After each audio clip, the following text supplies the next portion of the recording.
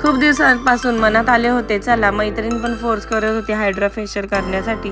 मग म्हटलं चला आपण पण करून पाहून बघावं की कसं वाटतंय, काय फील येतोय.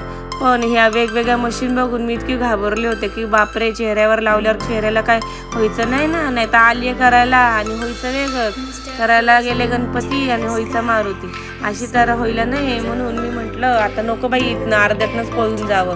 पण कसं बसं त्यांनी मला तयार केलं, परत समजूत काढून मी या मशीन वेगवेगळ्या ट्राय केल्या चेहऱ्यावरती.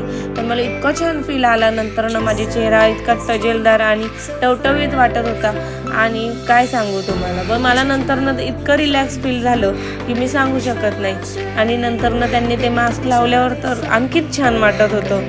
मग म्हटलं चला आपण आधीच ट्राय करून पाहायला पाहिजे होतं. मी तिला हसत हसत म्हटलं आता मी दर महिन्याला येईल. पण मला हे खरंच वाटतं की आपण कुठल्याही गोष्टीला आधी इतकं घाबरत असतो, ते खरं न घाबरता आपण कुठली गोष्ट केली तरी खरंच खूप रिलॅक्स वाटते, म्हणजे छान होते पुढे ती गोष्ट.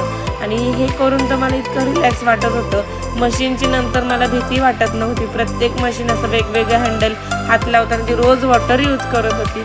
आणि मग त्यामुळे आणखीनच हे लावलं, मास्क लावल्यावरती तर आणखी छान वाटत होतं. कारण खूप असं गार, थंड, तजेलदार असं फील होत होतं. पाहू शकतात मला किती रिलॅक्स वाटत आहे. लेडीजनी नेहमी स्वतःसाठी जगलं पाहिजे आणि वेळ काढला पाहिजे, नाही का?